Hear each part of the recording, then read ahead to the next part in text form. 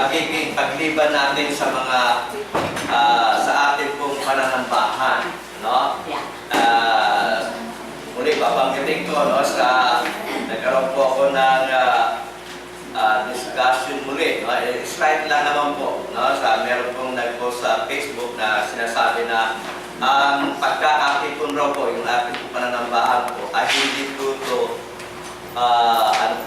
obligatory. Atin po ang ibig sabihin, gusto mong dumalo, okay. Kung ayaw mong dumalo, okay din. No? Pero sabi ko sa kanila, kung kukunin po natin yung konteksto ng Hebrews chapter 10:25, yung sinasabihan po niya na huwag nating pababayaan ang pagkakatipon, malalaman natin, maintindihan natin na ang Diyos po, inuobliga po tayo doon sa pagkakatipon. Kung nakikita lang po nila yung konteksto nito po. Pansinin po natin sa ating pong pag-aaral itong Hebrews chapter, buong aklat ng Hebrews, alam natin kung sino sinusulatan eh. Sila hindi po nila alam sinusulatan, kaya nagre-react po sila ng gano'n. Ang sinusulatan po rito, matapos na sila'y tumanggap sa ating Panginoon Kristo, matapos sila'y sumampalataya, matapos silang maliwanagan, ibig sabihin, matapos na sila'y maging Kristiyano, sarit-sari ng pagsubok yung kanila pong kinaharap.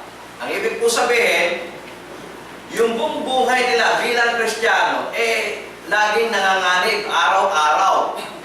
Paglabas mo ng bahay, kapag nalaman na ikaw ay Kristiyano, ikaw ay pauhuli ni Cesar, at ikaw ay papatayin. So makikita natin, yung kanilang pong kalagayan, pwede na po itong excuse para hindi sila makapagtipon kung hindi po ang pagkakatipon ay obligatory. Di ba? Pwede na sabihin sa Diyos, nagtatago ba ako kaya hindi ako nakapagtipon eh. So i-excuse sila ng Diyos. Pero pansinin po natin, ito pong mga taong ito na sinusulatan na huwag natin pababayaan ang pagkakatipon, sila po yung nanganganib eh.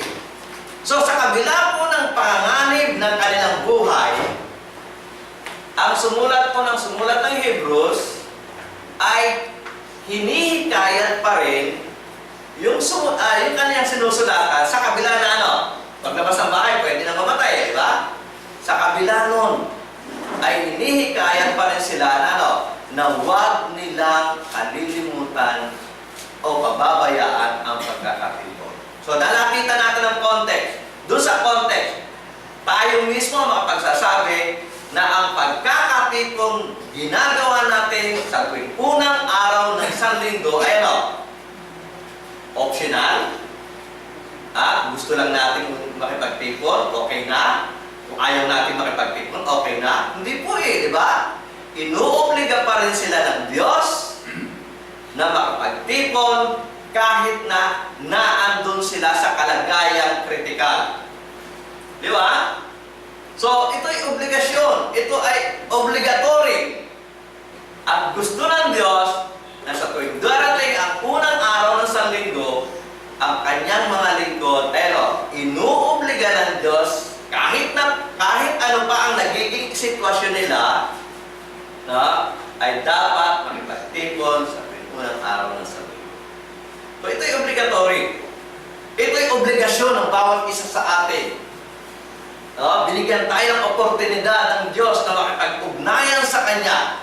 Kaya inuobliga tayo ng Diyos na sa tuwing darating ang unang araw ng isang linggo, tayo po ay huwag magpapabaya sa pagkakatipon. Tulad rin nung original na sinusulatan niya pong Hebrews chapter 10:25. Sa kabila na sila po ay mayroong mga kritikal na kalagayan sa kanilang buhay, sa kanilang pagsasapraktika ng religiyon, inuobliga pa rin sila ng Diyos na sila po ay makapagtipon at huwag gayahin yung inuugali ng iba.